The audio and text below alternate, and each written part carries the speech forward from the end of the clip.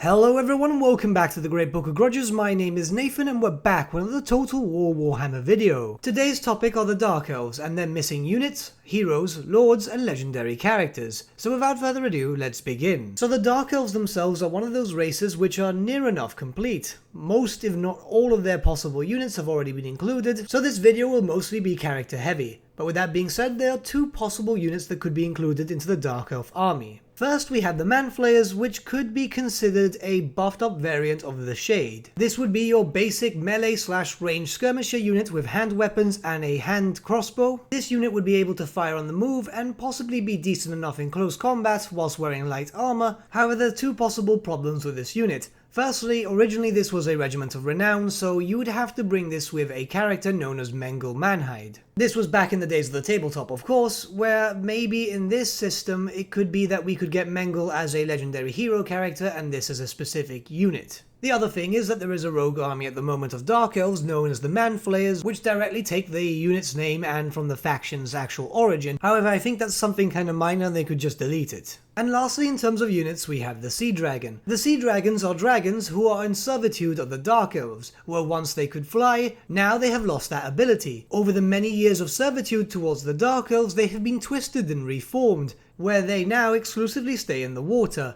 Honestly, this is a unit that I don't really see being implemented into the Total War Warhammer series unless we eventually get naval combat, as really it was only featured in the Man of War books. And no sea dragon has been known to walk upon land anymore. But now we'll look towards the generic lord and hero choices. Firstly, we have the Black Ark Fleetmaster. Technically, this is already represented in game with the new Black Ark system, but this model has always been very well known throughout the tabletop players, and it would be nice to see this implemented into the game. I mean, look at it does look quite cool. The Black Ark Fleetmasters are known for their prowess in melee combat, and it would be quite nice to field them also alongside the Black Ark Corsairs for a Corsair-themed army. Moving on, we have the Dark Elf Master, the hero variant of the Dreadlord. The Masters themselves would play out exactly the same way as the Dreadlords, with the only difference being that they couldn't be able to lead armies. These would be your basic armoured melee heroes with a variety of different weapons, such as a sword and shield, or maybe a great weapon, decentish in melee combat, and its primary role would be that of a battle standard bearer, so it would be there to buff up the leadership and capabilities of early to mid-game units. Next, we have the High Beastmaster. Now, I could see this character as a basic lord or hero. It would basically just be there to buff up the monsters that you have in the Dark Elf roster. It could work out that if we get this character as a lord choice, we could also get generic Beastmasters as either a hero choice or a unit choice, which could potentially fill out the ranks of the Dark Elves a little bit further.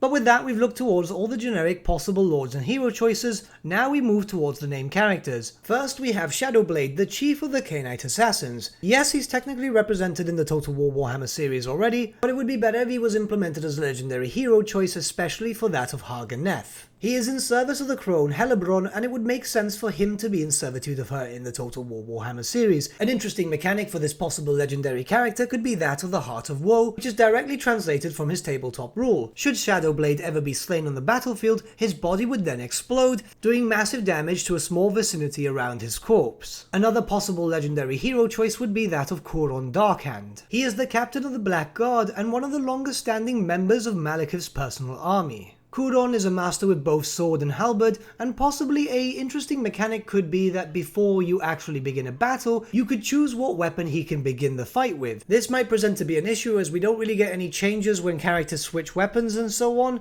but that's a topic for another day. Next, we have Talaris Dreadbringer, the captain of the Harganeth Executioners. Now, I would actually see this character turned into a legendary lord instead of a legendary hero, mainly because this character is centered around Cain worship and was originally seen as the bloody-handed god's mortal champion. Many modders who create this character as a legendary lord actually place him within the Shrine of Cain, so I would actually see it being done the same. Should he ever get introduced in the Total War Warhammer series officially, it would make sense lore-wise for him to start there, as he would have early access to the Sword of Cain, and also it would make for an interesting start location, as no Dark Elves currently start in Orthwan. And lastly, we have the Beast Lord Rakaf. There is a lot of conflicting lore regarding this character, however we'll go around the most recent edition, where it is said that he is the most talented Beastmaster in all of Dark Elf history. having been able to tame a black dragon when he was just a small child. It is said that he simply stared the dragon down and the dragon noticed a kindred spirit. Since then they've been inseparable. Rakarth would act in a similar way as any high beastmaster. He'd be decent in melee combat but also focus around buffing any monsters in his army quite dramatically. And it could be possible with the inclusion of Rakarth we would see the inclusion of a new type of Hydra. Spellthirster Hydras are much weaker physically than their other kin but are highly resistant to magic. These were created by Morathi to aid this beastmaster in his invasion of Ulthuan. Yes, technically this is another reskin, but then again, if you're going to be attacking high elves, you're going to be dealing against a lot of magic, so having units with magic resistance, even monsters, would be quite beneficial to you. And even if this Hydra is weaker physically than the others, I mean they're still high elves, so they'll pretty much just die when you sneeze. Unfortunately, that's pretty much it. So we've covered every possible Lord unit and hero choice. I might have missed a few out. I did try to look through as many additions as possible,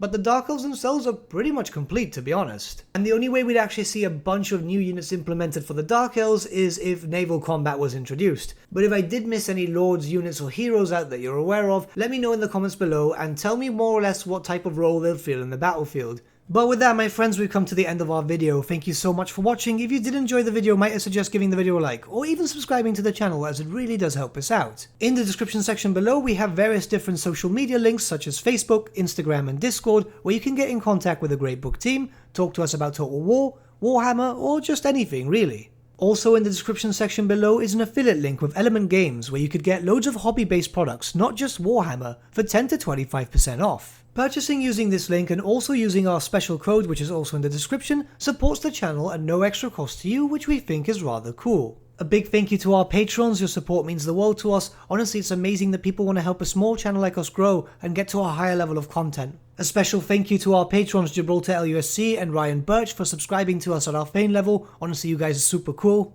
And a big thank you to all of you for liking, sharing, and commenting on these videos. Honestly, the channel's been growing a lot lately, and it's all thanks to you guys. Without you, the Great Book would be nothing. We're trying to implement more videos into the channel soon, but we're getting stuff done outside of YouTube at the moment, just like artwork and so on for the channel. It's just taking a little while to get everything to look to a standard that we feel is cool. Honestly, guys, thank you so much for all the support lately. It's been amazing. But with that, my friends, thank you so much for watching once again, and we shall see you all again very, very soon. Have a good day.